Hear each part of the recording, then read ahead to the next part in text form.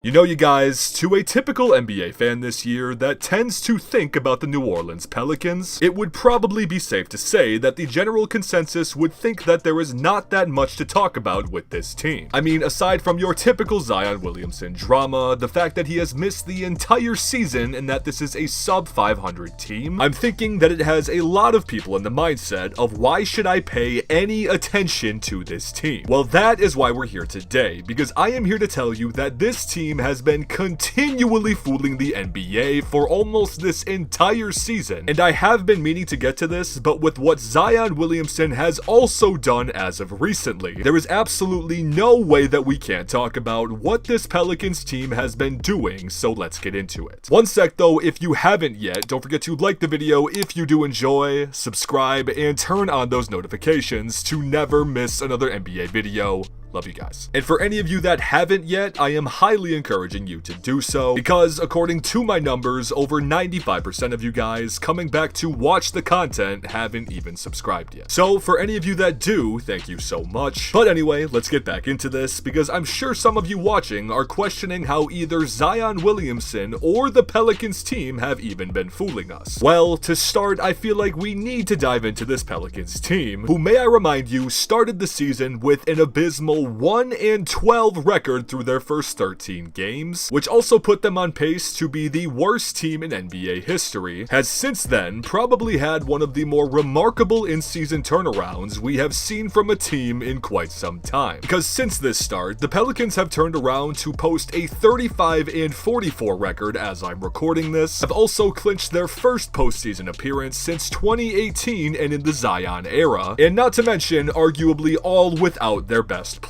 Like, say what you want about this Pelicans team, but I'll tell you right here and right now, they are far better than what their record currently presents. And honestly, this might be a hot take and you might disagree, but I genuinely think that this is the best Pelicans team that they have presented in the last 5 years. Because with the Pelicans' two biggest and very underrated acquisitions as of recently in Jonas Valanciunas and CJ McCollum, who we also should mention are playing some of the best basketball of their entire careers, and also having a young core that has improved profoundly this season in players like Herbert Jones, Jose Alvarado, and even Jackson Hayes, the Pelicans continue to discredit the narrative that has seemed to be tagged on them since the days of Anthony Davis, which is the idea that New Orleans cannot build a contending team around an up-and-coming superstar like in this case Zion Williamson. And I know it hasn't necessarily been smooth sailing in Zion Williamson's tenure up until this point, but with all of the moves already mentioned, and on top of that, the insane turnaround this team has made this season, it really seems they're only moving in the right direction. And also, I think a lot of us tend to forget in hindsight what the Pelicans were actually able to retrieve for just Anthony Davis alone, because yes, even though it did take some time, this front office was able to work their magic and turn Anthony Davis really into a package that seems too good to be true, in players like Brandon Ingram, CJ McCollum, Jackson Hayes, and also Herbert Jones. And on top of this, they also have a top 10 pick coming this year, a 2023 pick swap, last but not least, the unprotected first round pick of the Lakers in 2024. So if you somehow still don't think this front office is capable of building a contending team around a player like Zion, I really don't know what else to tell you, because this team has been working absolute wonders for their organization behind the scenes, and ultimately this really ties into the fact of how I personally think that the mainstream media is quite literally insufferable. Like, I'm sure all of you watching know as well as I do, but whenever we hear anything regarding the New Orleans Pelicans, it seriously only has to do with either the fact of Zion Williamson reportedly wanting out, or it's just a pic of Zion that goes viral on Twitter. I mean, seriously, you will almost never hear a good thing come from the media regarding the Pelicans. And honestly, I kinda like it for this team, because while the world has their attention elsewhere, this team just continues to get better, and I don't see them slowing down for the next couple of years. The best part about their whole under-the-radar situation is that Zion Williamson is in on the act with them. Because if you did not see recently, according to reports from Lee Anderson, Zion Williamson's stepfather, who he is very close with, he in fact expects Zion to return to action this season. From the gist of this entire interview, it can really be taken away that Zion's stepfather stated that Zion does want to play. Zion has also also reportedly loved all of the moves that the Pelicans have made for the team over the last year. And on top of that is building a very strong relationship with first-year coach in Willie Green. And if you're hearing about all of this for the first time, you might be wondering why you didn't hear it prior. And with this, ladies and gentlemen, I will present to you once again the problem with mainstream media. Because in case you haven't figured it out yet, if it doesn't concern Zion or Pelicans drama, you won't hear a thing about it. To make matters even better with this, I will pull a direct quote from Zion's stepdad regarding his status in New Orleans. As Lee Anderson recently stated, quote, "Discount anything from anyone that says Zion hasn't embraced the city. That is false." There has been a lot of speculation, a lot of talk of Zion not wanting to be a part of the fabric of NOLA. And to this, for the life of me, I have no idea where that came from. I mean, at this point, the trend is almost impossible not to see. Because regardless of these reports, whether or not Zion actually does return this season, it is what it is. Like, if Zion actually does return this season and this team is at full strength going into the play-in tournament, are they a championship caliber team? No. And everyone on this earth knows that. But with a team that's at its hottest point that it's been at over the last couple of years, also eventually adding back your once-in-a-generation type of talent in Zion Williamson, who has career averages of 26, 7, and 3 per game. All I'm saying is that if you give it some time for this team to build up some chemistry, let Zion get back to the full strength we know that he is capable of, is that this team with a big three of Zion Williamson, CJ McCollum, and Brandon Ingram, with a solid up-and-coming core around them, might just be a little more of a dominant team than the entire world is going to anticipate. I don't know, you guys, that is personally just my 2 cents on it, and I have been waiting since the day that CJ arrived in NOLA to see this big three in action. But also, I am really curious to hear what you have to think about this team. Because again, we've made it clear that if you've watched this Pelicans team as of recently, you know they are much better than the world gives them credit for. So please let me know in the comments, do you think this team is capable of making it out of the play-in tournament into the 7 or 8 seed? And also, I want to hear what you guys think this team would be capable of if they are going into the next season completely healthy across the board. But also, guys, again, if you haven't yet, don't forget to go down below and leave a like on the video if you did enjoy, and of course, subscribe while you're down there. I mean, I can't say it enough, you guys, brand new NBA videos every single week. We got the playoffs less than a week away. Believe me when I say it, you do not want to miss out. But on that note, I just wanted to say thank you so much to each and every one of you for watching. I appreciate all of you more than anything. You all know this. And I will see you guys in the next video.